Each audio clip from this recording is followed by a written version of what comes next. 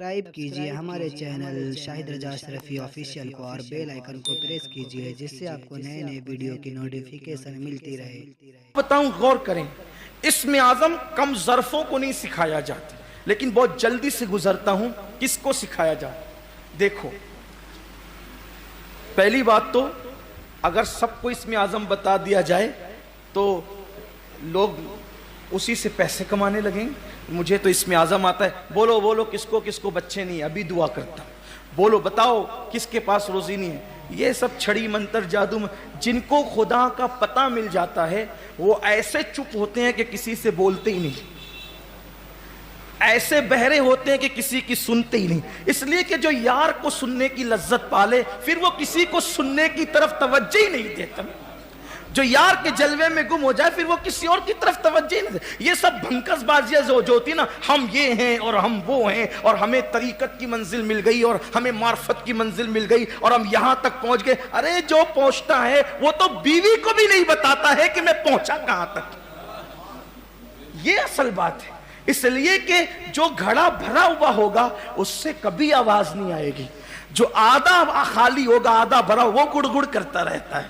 اب پتا چلا جو خوب بولتے ہیں نا، کبھی غوث الاعظم دستگیر سے آپ نے نہیں سنا ہم کہاں تک پہنچے، لیکن پہنچے وہاں جہاں کسی کا تصور نہیں جا سکتا۔ تو اسم اعظم بہت اعلیٰ ظرف لوگوں کو جو اللہ کا راز واقعی اٹھا سکے، جو بیچارے ہوٹل کے پچروں کا راز نہ سنبھال سکیں وہ یار کا راز کہاں سنبھال سکیں۔ ایک مرتبہ ایک بہت بڑے مولانا صاحب، بڑے مفسر عالم فاضل بن گئے، ان کو تلاش تھی اسم اعظم کی۔ ان کا نام تھا ابن حسن رازی۔ ابن حسن رازی وہ چلے ایک اللہ کے بہت بڑے برگزیدہ بندے کے پاس۔ کس کے پاس گئے؟ ابن حسن رازی کس کے پاس گئے؟ وہ سیدھا گئے سلطان العارفین حضرت بایزید بسطامی کے پاس۔ حضرت سنا ہے کہ آپ کو اسم اعظم آتا ہے، مجھے ذرا سکھا دو۔ سلام کا جواب دیا، کوئی توجہ نہیں تھی۔ 1 سال تک ابن حسن رازی بایزید بسطامی کی خدمت میں رہے، خوب خدمت کی۔ ایک دن کا سرکار اتنی خدمت کی ہے کچھ صلہ نہیں مانتا، اسم اعظم بتا دے، اسم اعظم بتا دے۔ فرمایا بتائیں گے، ایک کام کرو، یہاں سے فستائیہ ایک شہر ہے، وہاں میرا فلاں دوست رہتا ہے اور یہ میں نے اس کے لیے تحفہ دیا ہے، یہ تحفہ اس تک پہنچا دو۔ وہ تحفہ کیا تھا؟ ایک تشت تھا اور اس میں ایک رومال ایسے اوپر ڈھکا ہوا تھا، پنجرے کی طرح رومال ڈھکا ہوا تھا اور تھا تشت، لے جا میرے دوست کو پہنچا دے۔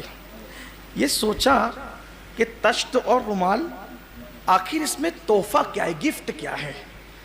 فستائیہ تک ایک شہر سے دوسرے شہر پہنچانا ہے، حضرت بایزید نے بھیجا ہے، تو کیا کروں؟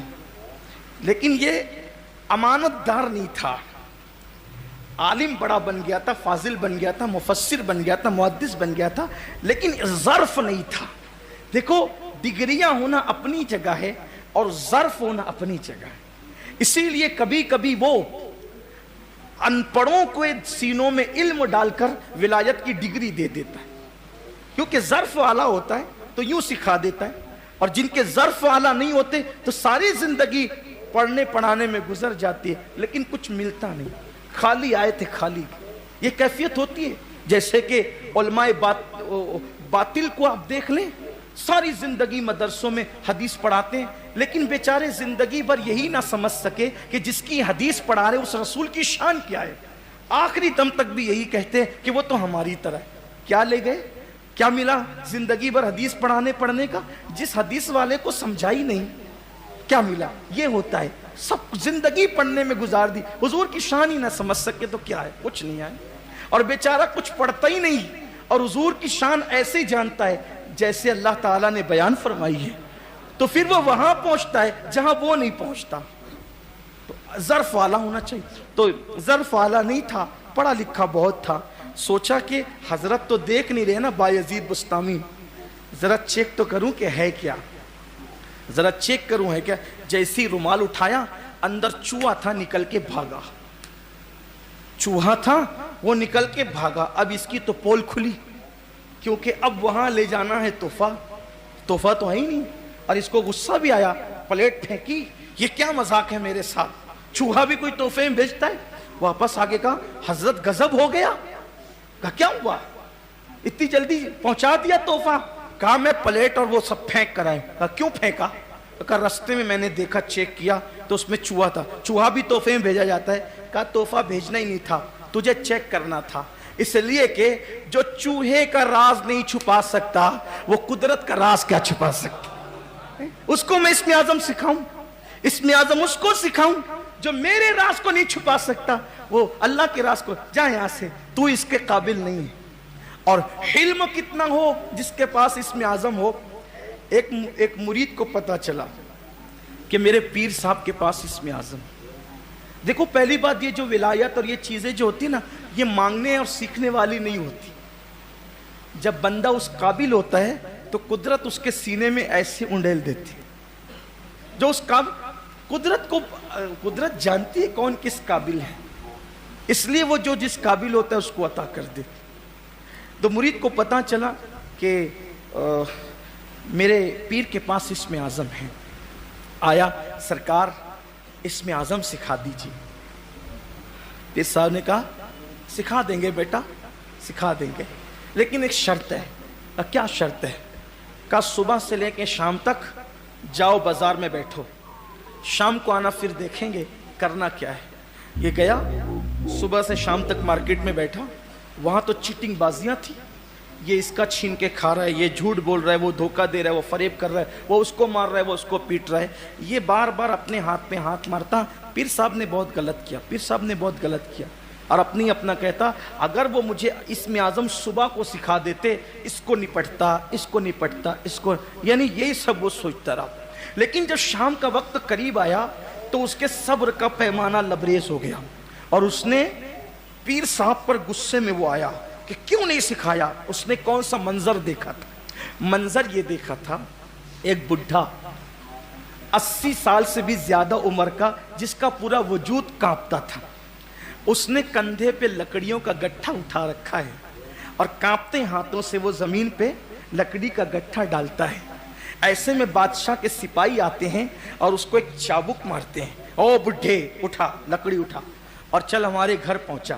جی جی سرکار ابھی پہنچاتا ہوں. اس نے اٹھایا لکڑی اور کانپتے ہوئے کندھے پہ رکھا. سون, پیسے نہیں دیں گے. جی سرکار جیسے آپ کی مرضی.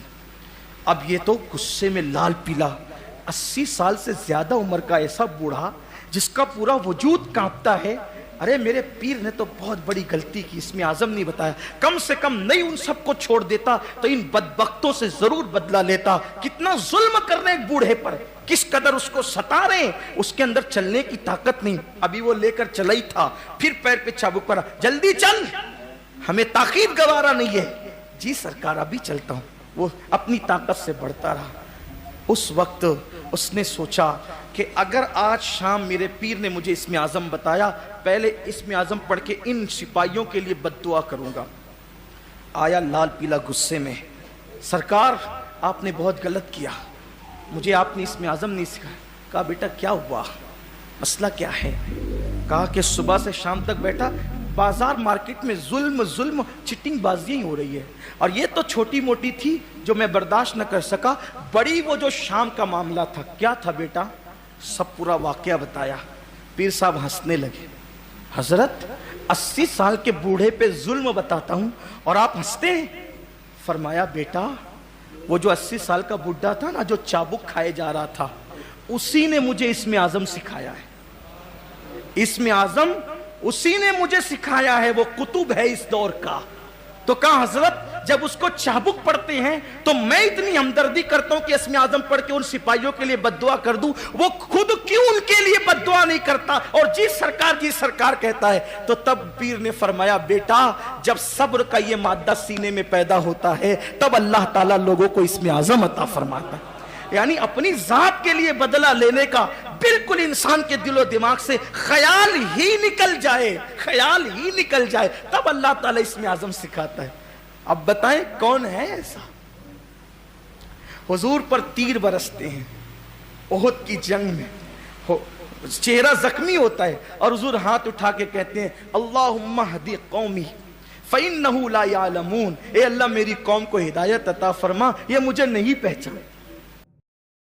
वीडियो अच्छी लगे तो हमारे वीडियो को लाइक करें और हमारे चैनल को सब्सक्राइब करें। शुक्रिया।